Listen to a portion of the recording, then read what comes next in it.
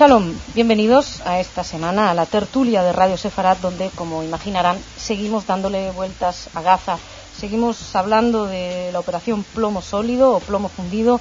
Antes que nada, advierto que estamos grabando en Madrid a las 5:30 aproximadamente de la tarde, de manera que podemos analizar lo que ha sucedido hasta aquí y, como mucho, prever o intentar prever lo que va a suceder a partir de ahora. Ustedes nos estarán escuchando y sabrán más de la actualidad, sabrán qué ha sucedido, pero bueno, para entrar en análisis, en la cuestión de análisis, tenemos con nosotros hoy, por un lado, a Alfonso Rojo, que es director de Periodista Digital. Alfonso, bienvenido una vez más. Sí, muchas gracias.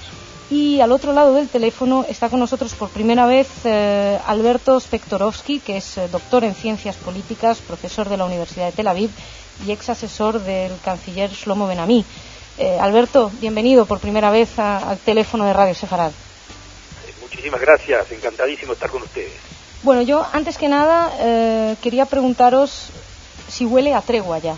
Barack Obama va a tomar posesión dentro de poquito, ya el martes que viene le toca tomar la batuta de los Estados Unidos, y muchísimos analistas dicen que precisamente Israel ha aprovechado esta especie de momento sin mando en Estados Unidos, o sin mando aparente, para poder hacer esta operación. Yo no sé cómo lo veis, si creéis que puede haber tenido que ver el cambio de poderes en los Estados Unidos, y sobre todo si pensáis que ya se ha llegado a algún tipo de acuerdo o de posible acuerdo de alto el fuego. Bueno, hay dos partes. Yo en la primera, yo creo que no hace falta ser analista, se podría ser meteorólogo para saber que difícilmente Israel va a querer que Barack Obama inaugure su mandato presidencial con la crisis de Gaza, o con la guerra en Gaza, con el conflicto en Gaza totalmente abierto. Después son ya bastantes días, vamos camino del día 23º, entonces yo tengo la impresión de que el día de la ceremonia, que quedan pues 3 días y un poco más, 4 días, alguna forma de alto el fuego se habrá alcanzado en Gaza. Alberto, tan importante es esa ausencia de presidente en Estados Unidos para que Israel pueda tomar sus decisiones de actuación. Bueno, sí, más que ausencia, era todavía la presencia de Bush, ¿no?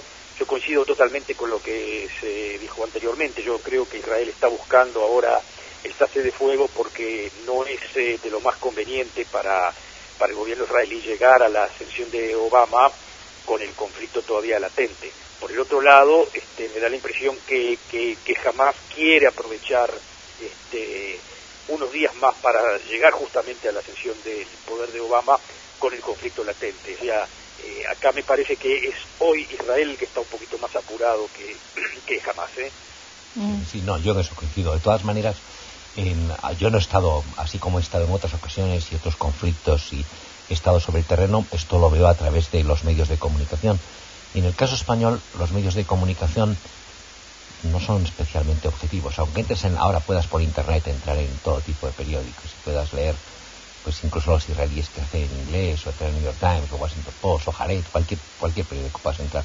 Entonces yo no sé en este momento sobre el terreno cuál es la situación militar. La impresión desde aquí, sobre todo con lo que ocurrió ayer, pues da la impresión de que Israel sí ha conseguido prácticamente casi todos los objetivos que buscaba. Ha destruido los túneles que estaban en los de la Philadelphia Road, ha eliminado a gente importante en la estructura de Hamás, ha demostrado que es capaz de que no se le puede atacar impunemente. Yo creo que el ejército israelí, de cara por lo menos a los palestinos y a buena parte del mundo, ha recuperado esa especie de prestigio enorme o de temor enorme que infundía hasta la operación en el Líbano, y todo eso pesa en la mesa, ¿no?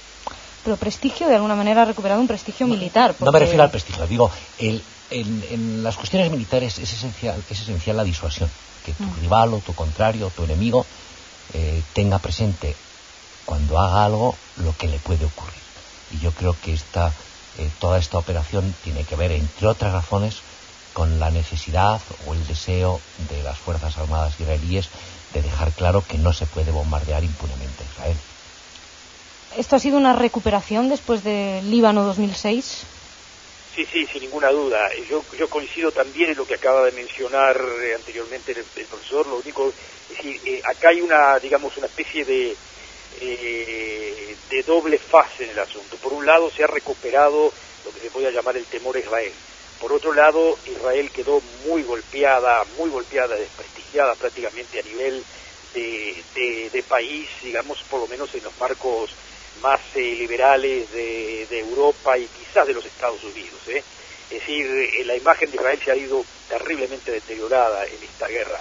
Por el otro lado, lo que se mencionaba anteriormente, sí, en cuanto a la zona, el poder de disuasión, el poder del ejército de Israel de no sentirse que está, siendo relegado y que puede golpear y atender las necesidades del Estado, yo creo que eso lo han entendido muy claramente, absolutamente todos. Yo creo que jamás en ese sentido ha pagado un precio fundamental.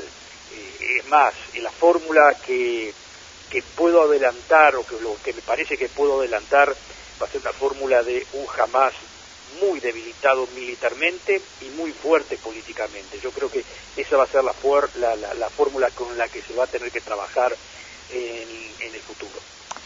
Pero ¿se puede hablar de una división en el seno de Hamás? Hay que recordar que, según los últimos datos, Ismail Haniyeh está en Gaza y sería partidario de una tregua inmediata, pero por otro lado, en Damasco, Khaled Meshal, y que además en principio respondería a intereses iraníes más que a propios, no está tan claro que quiera una tregua, ¿no? A lo mejor es lo que estaba comentando Alberto, la voluntad de llegar un poquito, por lo menos a que llegue sobre Obama esta contienda. ¿Puede ser esto también un triunfo de Israel, el haber dividido Hamás? Yo no creo en la división. Bueno, sabe mucho más Alberto de esto que yo, pero tengo la impresión que en ese tipo de organizaciones, en situaciones como esta, terminan siempre favoreciendo a los más radicales, a los más duros, a los más extremistas.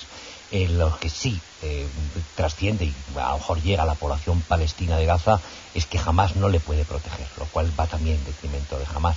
Pero yo no creo que este conflicto, que estos días o que estos casi 30 días de guerra vayan a provocar una división en Hamás. No creo. Alberto. Sí, yo tampoco creo de que vaya a haber una división de Hamás, pero es obvio que, tácticamente en el momento actual los que están sintiendo el fuego fuerte son la gente que está en Gaza. Por supuesto que Mashal quiere esperar justamente que los palestinos aguanten hasta la ascensión de Obama. Tiene depositada muchas esperanzas ahí. Yo creo que se va a desilusionar también, pero bueno, por lo menos esa es la salida que cree él que tiene que tener, ¿no? Jamás. Ahora, yo también veo de que no va a haber una división no va a haber una división de Hamás, se va a mantener unida, pero los que van a quedar, la gran pregunta es qué es lo que va a pasar dentro, del escenario palestino. Bueno, y una cosa, perdona que te interrumpa, pero hay un detalle que quizás a lo mejor desde España se le da enorme importancia y que no sé si la tiene, que es había, por lo menos en la izquierda española, incluso en el gobierno español, en esos sectores que son muy pro-palestinos en España, en los medios de comunicación, que si no son antijudíos son bastante anti-israelíes en España, una especie de enorme esperanza depositada en Barack Obama. Creían que Barack Obama iba a alzar su voz, y el silencio intencionado, consciente, de Barack Obama, incluso la selección en su equipo de algunas personalidades enormemente marcadas, que no pueden ser ni por origen social ni por origen incluso biológico, no pueden ser anti-israelíes. Yo creo que aquí, por lo menos aquí en España, ha hecho a mucha gente conmoverse. Es decir, lo que yo no creo es que Obama vaya a aparecer como un aliado de Hamás en ningún momento. La única esperanza que puede tener Hamás es que el jaleo, el conflicto, el horror, las imágenes tremendas lleguen o se superpongan a la toma de posesión, que tampoco creo que eso vaya a ser así. Sí, yo estoy completamente de acuerdo. Yo no, la verdad que conozco un poco más superficialmente o mucho menos que usted la situación en España. No, en España pero sí me imagino que tiene mucha esperanza en lo que diga y haga Obama, y yo me parece también lo que dice usted de que Obama no de ninguna forma se va a volcar a aceptar las tesis de Hamás, de ninguna forma. O sea que lo que dice usted es cierto, de que lo que creen es que si el conflicto llega con esas imágenes tremendas en el momento de la sesión de Obama, eso pueda tener una cierta repercusión, pero más de eso no creo. Es decir, como dije la fórmula anteriormente, un Hamás debilitado militarmente. Políticamente habrá que ver qué es lo que pasa en el seno de la política palestina, aunque a mí me parece de que ahí, a pesar de la derrota, a pesar de que los palestinos entienden de que el Hamás fue responsable de esa situación tan crítica que les trajo encima, yo a pesar de eso creo que los palestinos le van a seguir dando el apoyo a Hamás y no a los más moderados de Fatah. Eso es lo que me parece que va a pasar. Ahora, ¿qué es lo que pasa con esa situación? Con un Hamás fuerte políticamente y débil militarmente, ahí esa es una de las opciones más interesantes que se pueden empezar a trabajar acá en la zona. Esa es una situación que puede cambiar las cartas de muchas de las trenzas políticas que hay acá en la región. De alguna manera es lo que se pensó cuando se permitió a Hamás presentarse a las elecciones, ¿no? Como que el hecho de entrar en el juego político les haría abandonar el juego militar, pero parece que eso ha sido un error de cálculo bastante grande. Pero hay otros actores que también tienen que van a ser forzados a pronunciarse. Egipto no puede mantener eternamente esa especie de silencio cómplice que ha tenido hasta ahora. Es decir, nos guste o no, o les guste o no, a los que son muy favorables a Hamás, es indudable que los cohetes, el material, por bueno o malo que sea, llega a través de Egipto y que está a la larga mano de Irán al fondo del todo. Entonces Egipto tiene un enorme peso, o podría tener un enorme peso en los acontecimientos de Gaza, que hasta ahora no ha querido ejercer, se ha limitado a ser un espectador culto. El problema es que con Egipto me llamaba la atención las palabras de Omar Suleimán, creo que 3 días antes de que empezara toda esta operación. Omar Suleimán es el jefe de la inteligencia, que decía: hay que darle un buen escarmiento a Hamás. Además, Tzipi Livni viajó a El Cairo pocas horas antes de que todo se iniciara. Da la sensación de que, por un lado, los países árabes han mantenido el perfil muy bajo en sus críticas hacia Israel, tanto la autoridad palestina como Egipto, que estabas destacando, Alfonso, pero que también Egipto juega un doble juego, ¿no? Por un lado te paso armas y por otro lado condeno a Hamás. ¿Esto tiene visos de ser solucionado de alguna manera, Alberto? Sí, bueno, lo que pasa es algo muy simple. Mubarak y la gente allegada a Mubarak, por supuesto que quieren darle una buena paliza a Hamás. Lo único que quieren que la paliza se la dé Israel y con guantes blancos, es decir, que no caiga demasiada sangre ni que haya demasiado tumulto, porque obviamente que lo que tienen miedo en Egipto es la rebelión de los hermanos musulmanes, que son una fuerza política sumamente importante dentro de Egipto y que están totalmente relacionados con Hamás. Básicamente es lo que pasa en la gran mayoría de los países árabes que los rodean.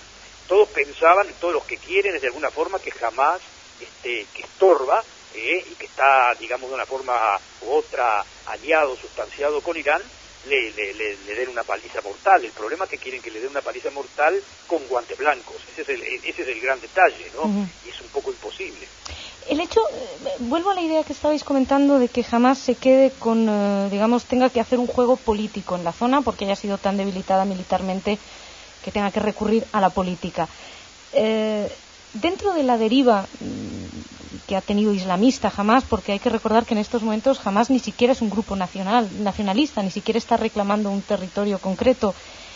¿Es posible que vuelvan al nacionalismo si tienen que ser políticos? Hombre, Perdón, yo me adelanto un segundito. No creo que vuelvan al nacionalismo, y la diferencia con la época anterior, cuando lo dejaron entrar en las elecciones, ¿cierto?, pensando de que iba a ser político y no militar, que está bien, el cálculo se entraba en esos momentos como cálculo. El problema era de que no habían recibido el golpe que recibieron ahora. Ahora no es una cuestión de que pueden elegir entre ser políticos y ser militares. Yo creo que en los momentos actuales el terror como arma se les agotó. O sea, el viejo terror de suicidio ya está un poco pasé, como que se dice, no tienen cómo hacerlo en estos momentos.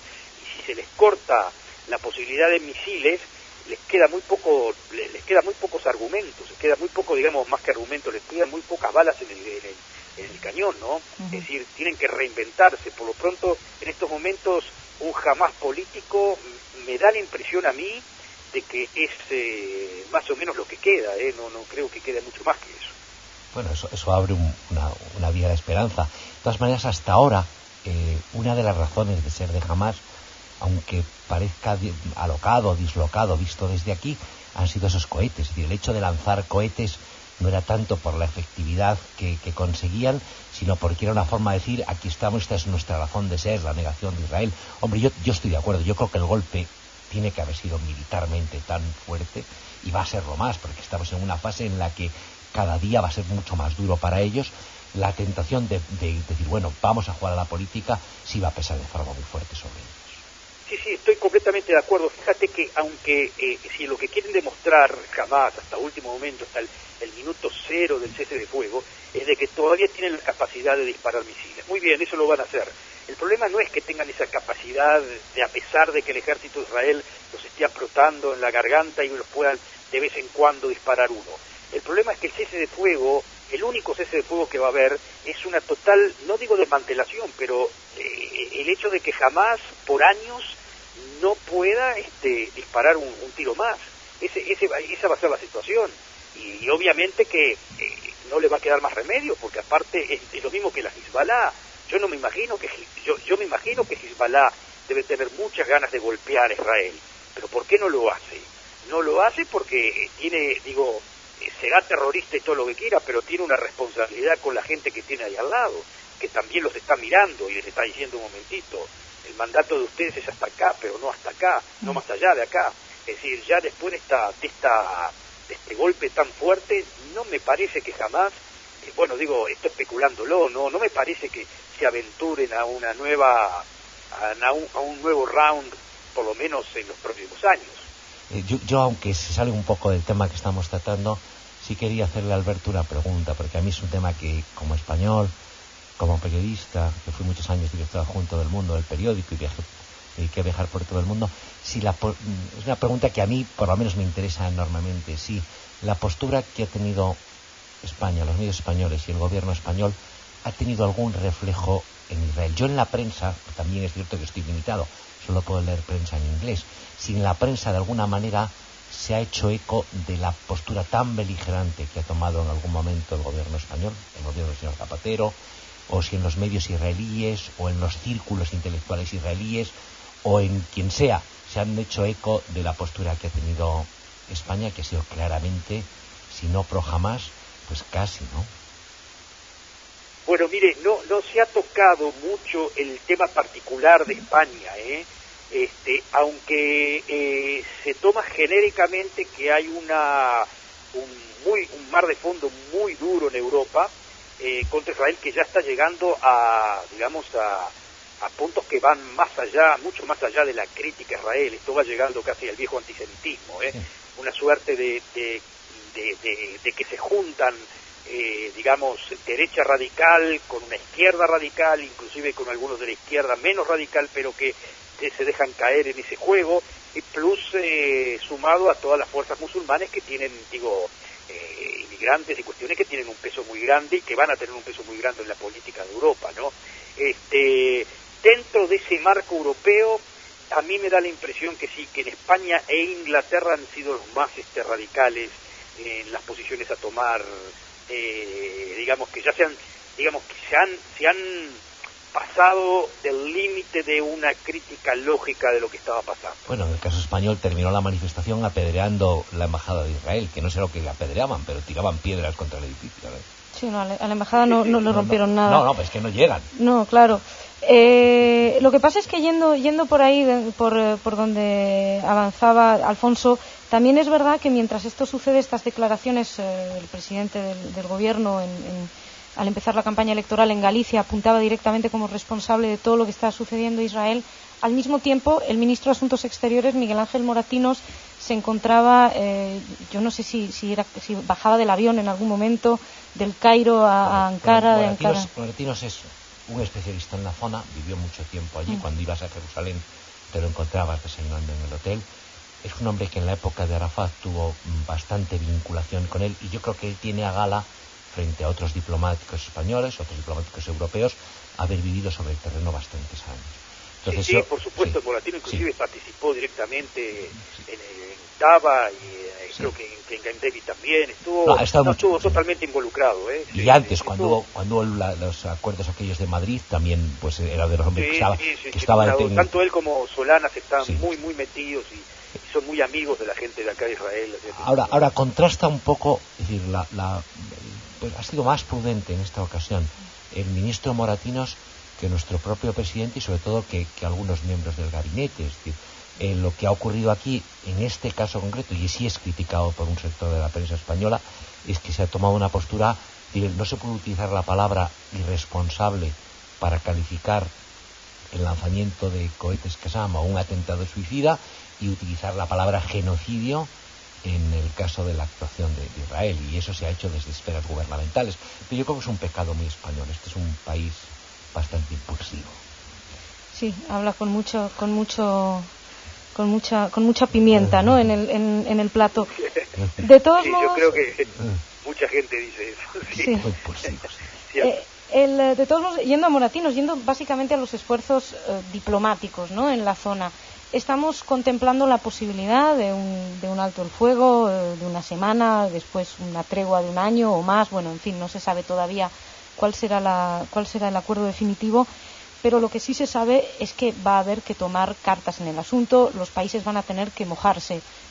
Egipto, destacabas, Alfonso, que va a tener que mojarse. Se habla también de la posibilidad de que Turquía juegue ahí algún papel. Y parecía que jamás, por lo menos en los medios de comunicación se decía, era favorable al despliegue de tropas turcas.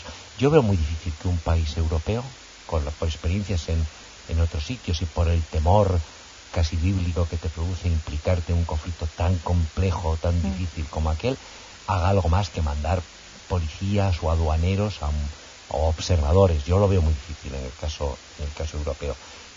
Turquía sí podría hacerlo, pero aquí volvemos a lo de siempre, es decir, la comunidad internacional, y lo digo como un reproche a la comunidad internacional, y es muy pronta a la hora de criticar, censurar y colocar en el paredón, pero parece incapaz de asumir su responsabilidad. Una de las críticas más grandes que se han hecho a los que se manifestaban el otro día frente a la embajada de Israel y tiraban las piedras es que ¿por qué no se movilizaron durante los pasados 38 meses? ¿Por qué no han dicho ni una sola palabra de otras cosas? Entonces la comunidad internacional y sobre todo Europa como tal vive a la sombra de Estados Unidos. Lo que decida Obama será lo que haga Europa. Sí, estoy completamente de acuerdo, completamente de acuerdo. Lo que va a decir Obama prácticamente es lo que se va a hacer, y a mí me parece que ahora en estos momentos Tzipi Livni está acá en Estados Unidos, en Washington, y yo creo que lo que están arreglando aquí es el plan de seguridad, en el camino Filadelfia, ¿no? Ese es el asunto. Parado el cordón umbilical entre Irán y Hamas, yo creo que prácticamente está solucionado el asunto, y yo creo que Obama va a continuar, esa política la va a continuar. Yo creo que Obama no va a cambiar eso. Lo que va a cambiar va a ser, digamos, probablemente su posición no sea tan drásticamente a favor de Israel como era la de Bush. Va a ser un poco más crítico, va a ser un poco más ecuánime en algunas cosas, pero básicamente con respecto a Hamas yo creo que no va a cambiar. Una pregunta, ya que estamos en términos de política, ¿pensáis es factible volver a ver a un gobierno de unidad nacional en Palestina, o el quiebre entre Hamas y Fatah es tan grande que no van a poder reconciliarse, y más después de lo que acaba de suceder? Eso tiene que hablar el profesor. A mí me desborda. A mí me parece que sí, que va a haber un gobierno de unidad nacional. Va a demorar un poco de tiempo, pero a ver, Hamas no le queda mucho más remedio que utilizar a Fatah como interlocutor con el mundo occidental, fundamentalmente con los Estados Unidos, Es decir, y acá se da ese factor que estábamos mencionando últimamente. Hamas golpeado muy fuertemente militarmente, pero fuerte políticamente, pero a su vez esa fortaleza políticamente no se va a ver reflejada, digamos, en poder tener logros internacionales, a no ser que de los pasos que la comunidad internacional le exigen. entonces me parece que va a tener que utilizar de alguna forma u otra a su ministro de Relaciones Exteriores, en el caso sería Fatah. Es decir, por lo pronto, con todo el dolor que tienen entre ellos, y la verdad que se han matado entre ellos, es hablar, digo, en términos amables, muy limitados de lo que han hecho uno al otro, pero fundamentalmente jamás a Fatah.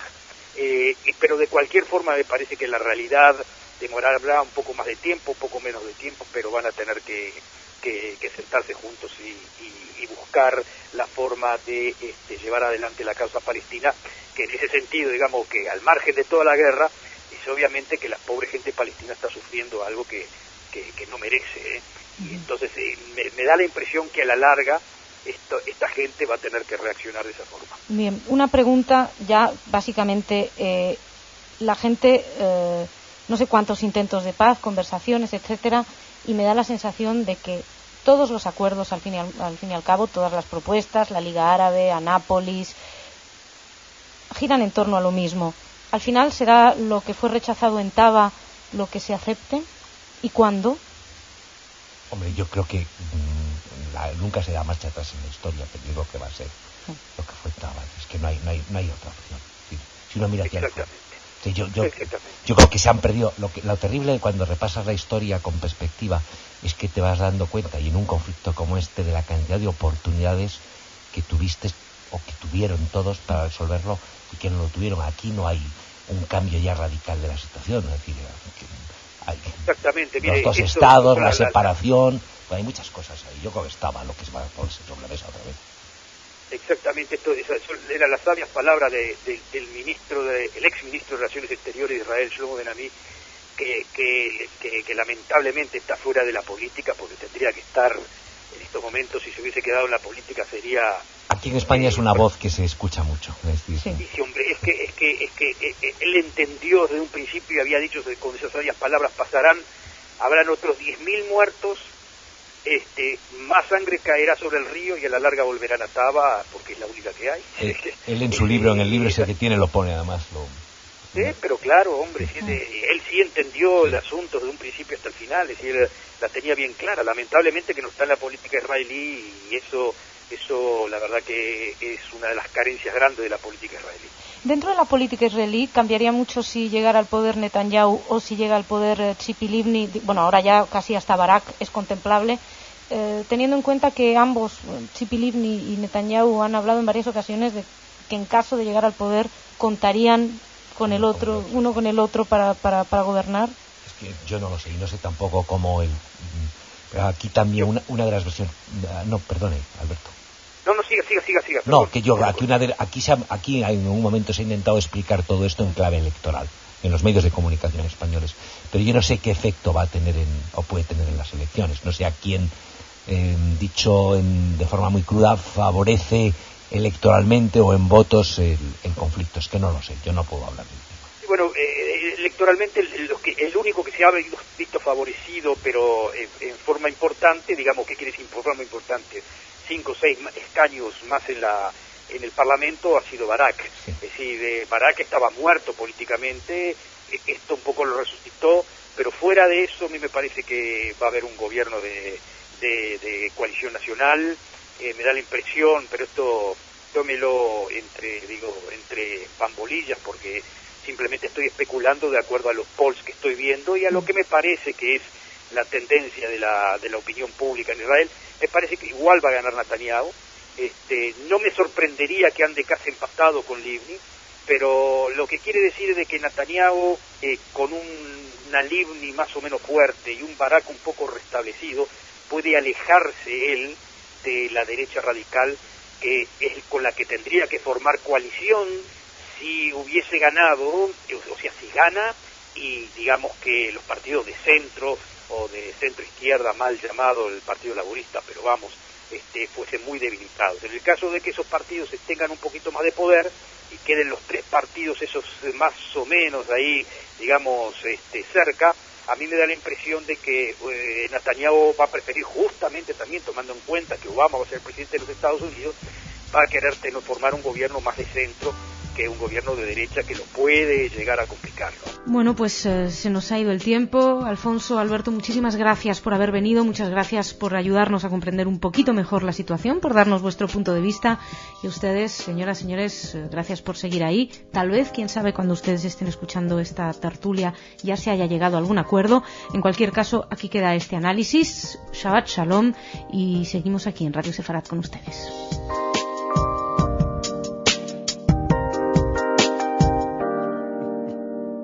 Thank you.